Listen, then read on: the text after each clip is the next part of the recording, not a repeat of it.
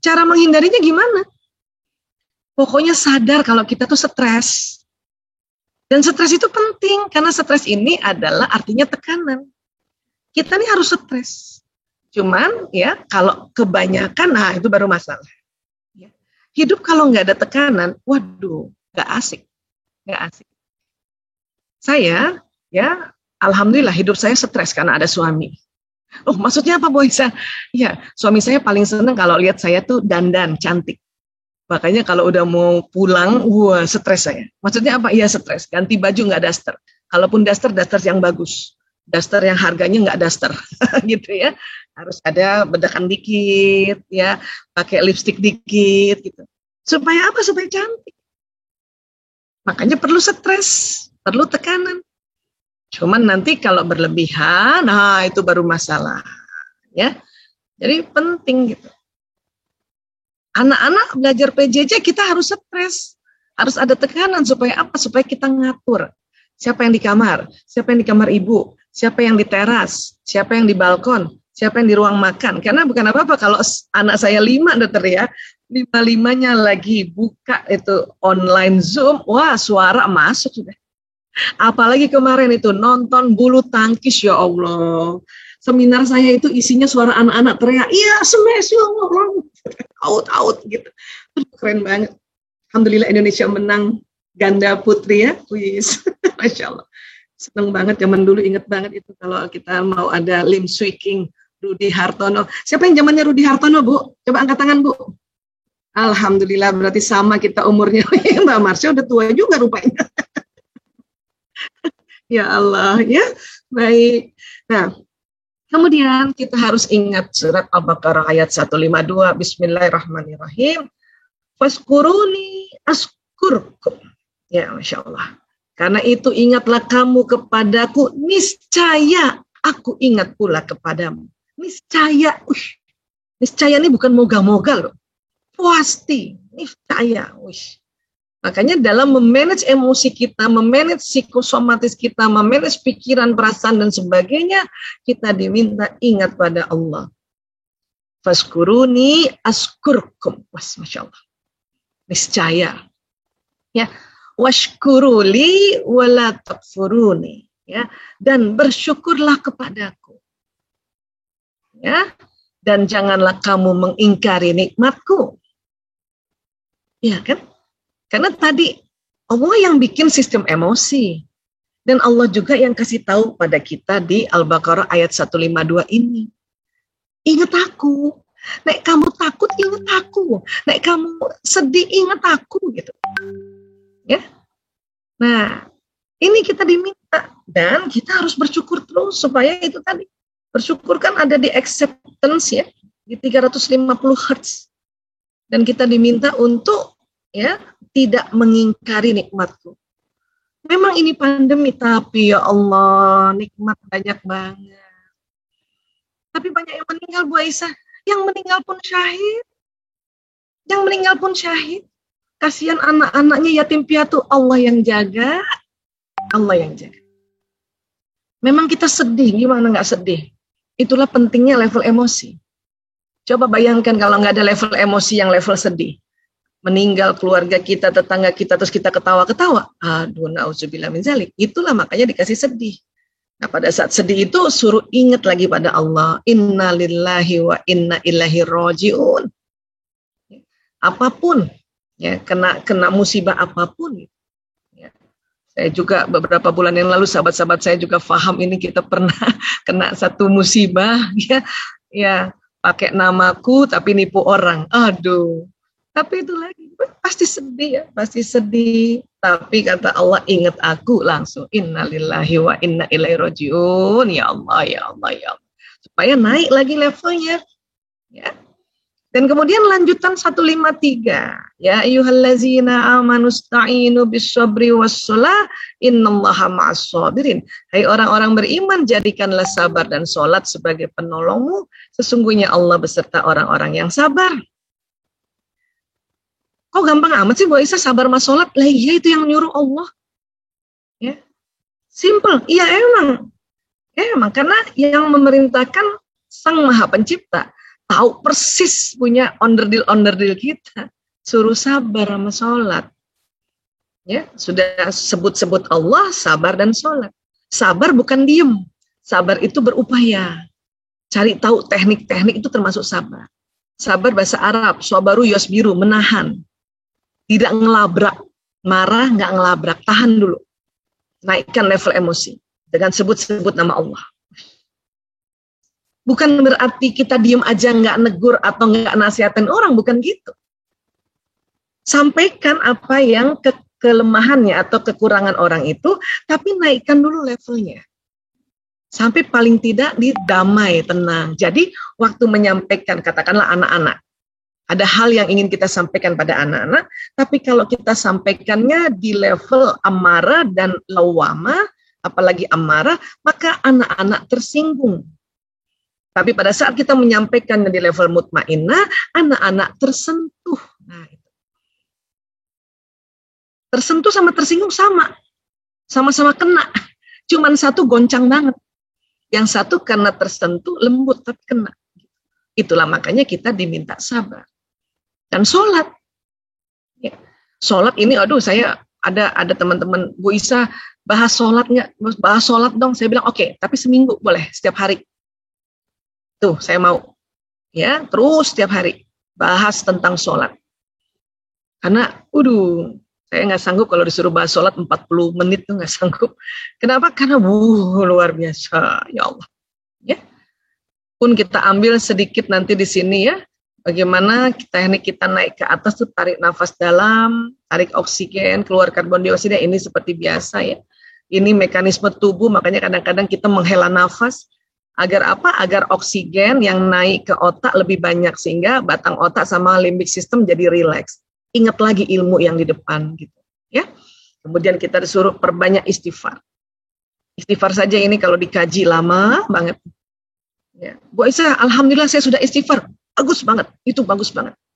Tapi kenapa masih sedih? Tambah lagi, mungkin masih kurang, ya, karena mungkin yang disedihkan ini terlalu berat, terlalu banyak hal-hal yang kita sedihkan. Jadi tambah lagi. Kok jadinya malah marah? Bu Aisyah habis istighfar, oh itu bagus. Berarti dari sedih, udah sampai level marah, berarti itu udah move on. Cuman masih kurang lagi istighfarnya, tambahin lagi. Sampai rasanya betul-betul ada minimal di courageous tadi. Terus kencengin, ya. Keutamaan istighfar banyak, faedah istighfar banyak. Satu hadis saja ini dari hadis Abu Dawud, Ibnu Majah, Hakim dan Baihaqi.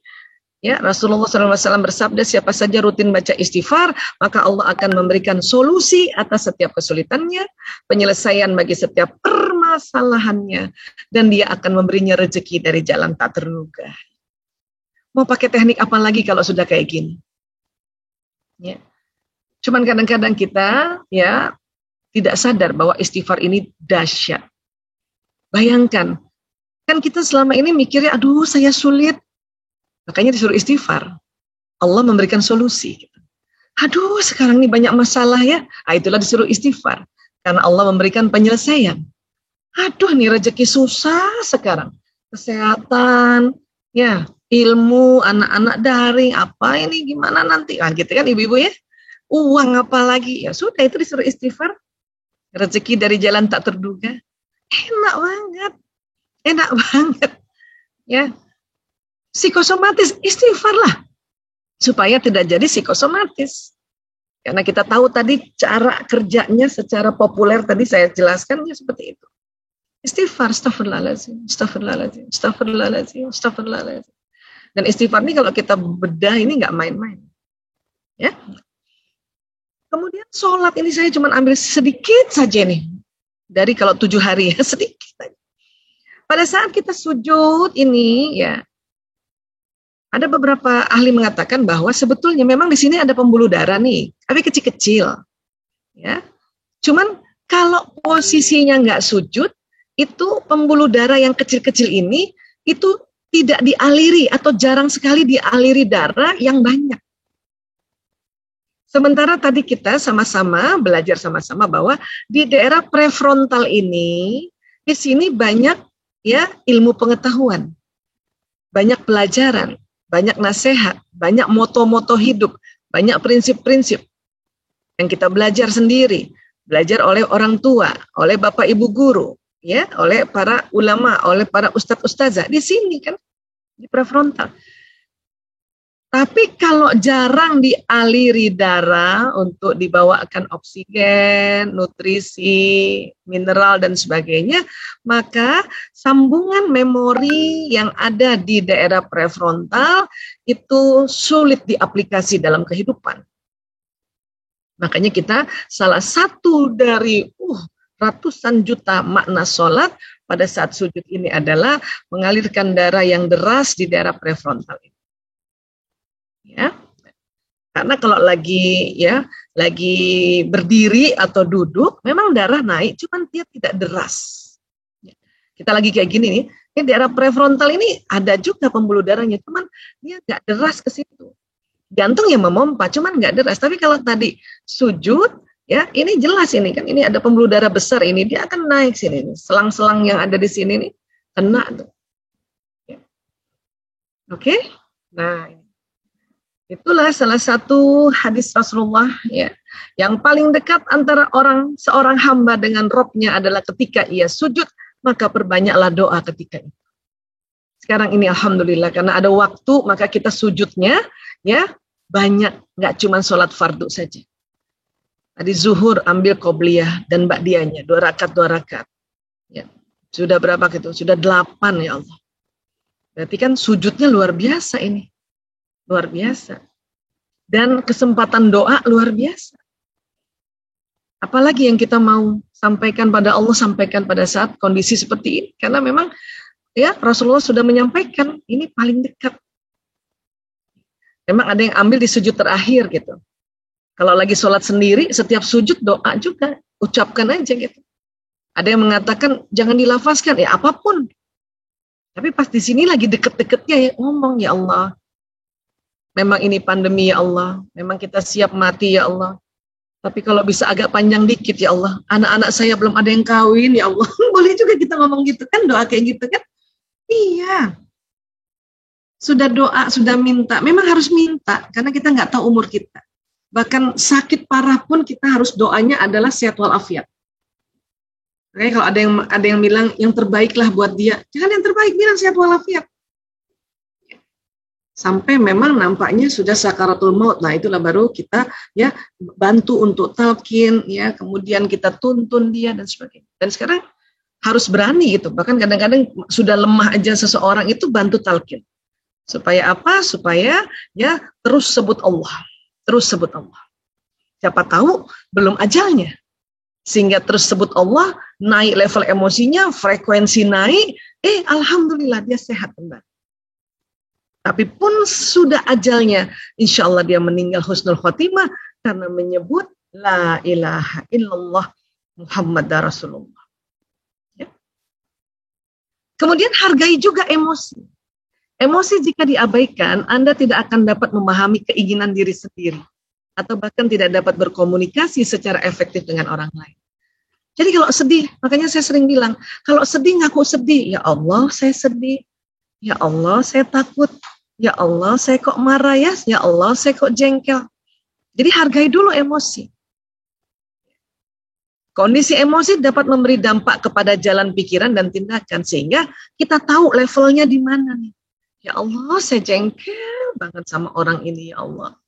Nah, lanjut, angkat jengkelku, ya Allah. Astagfirullahaladzim, astagfirullahaladzim. Supaya kita tahu kita ada di level mana, kita dengan ingat Allah, berzikrullah, naik levelnya, baru ingat, oh ya harus kayak gini. Kita bikin kayak gini, lakukan ini. Nah, seperti itu. Jadi perhatikan apa yang Anda rasakan agar dapat dicegah atau dikelola. Jadi hargai emosi. Ya. Relaksasi, macam-macam cara relaksasi. Tadi juga nih Dokter Dea, karena saya sebelum ikut tadi saya relaksasi juga sebentar. Alhamdulillah. Bisa berduduk bersender ke kursi, kalau nggak takut kebablasan ya di kursi. Tapi kalau mau asik juga enak di tempat tidur, bisa juga sih. Ya. Kemudian tarik nafas dalam beberapa kali dan terus istighfar. Astagfirullahaladzim, astagfirullahaladzim, astagfirullahaladzim. Kalau kita mau melakukan teknik-teknik terapi karena kita punya inner child, kita punya memori masa lalu, bisa Bu Aisyah, bisa banget. Cuman lihat-lihat juga waktunya, abis ini mau ada apa gitu. Kalau lapang waktunya, itu sekalian deh. Tapi kalau waktunya cuma beberapa menit, sudah relaksasi aja. Karena Nabi juga ajarkan, lagi marah berdiri, duduk. Duduk masih marah, sudah tarik nafas berkali-kali, sudah istighfar, rebahan. Nah itu. Ya. Nah, kemudian juga stretching, peregangan. Nah ini ya. Sama-sama kita stretching yuk. Kita baca salawat yuk. Bismillahirrahmanirrahim. Allahumma sholli wa sallim. Ngulet. Nah, ngulet itu stretching. Aduh enaknya. Siang-siang. Kapan lagi ada seminar suruh ngulet. Yes. Ya. Stretching paling gampang itu. Oke. Dapat membantu merilekskan, meningkatkan kesegaran otot, juga otak. Ya. Nah, enak nggak kalau punya kursi kayak gini? Mantap. Nah, ini bapak-bapak kalau punya kursi kayak gini asik nih. Tapi ini harus setting, kalau mau relax harus setting ya. Kalau nggak bisa kebablasan itu. Ya, nah, enak juga nih buat hipnoterapi ini kursi-kursi kayak gini, insya Allah. Kemudian menyelesaikan konflik secara positif, hindari membuat keputusan penting saat pikiran sedang tidak jernih atau saat emosi negatif. Jadi jangan ambil keputusan dulu di sini. Ya, lakukan tadi teknik-teknik naik ke atas tadi, barulah kita ambil keputusan. Kenapa? Karena ilmu yang di prefrontal juga nggak bisa terakses kalau kita lagi di bawah ini. Ya, jadi saving waktu beberapa menit untuk bisa kita naik ke level atas, terakses lagi ilmu-ilmu yang kita ada, nggak apa-apa kan? Karena kita suka ini sih, masih mau, nggak bisa. Saya harus putuskan sekarang. Ya terus mau apa? Bingung pasti tanya, apa ya? Makanya relax dulu. Boleh, slow, tenang dulu. Jadi jangan marah kalau misalnya kita datang ke siapapun orang, diminta tenang dulu. Karena memang begitu. Tenang dulu. Supaya kita naikkan level emosi. Makanya baru ada jalan keluar. Karena jalan keluar itu udah ada di otak kita. Cuman kita nggak bisa nyarinya kalau terblokir. Ya.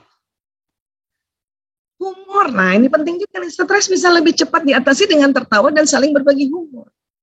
Ketawa-ketawa aja sama anak, ketawa-ketawa sama suami. Wah, kalau sama suami dia nggak lucu, Bu Isa.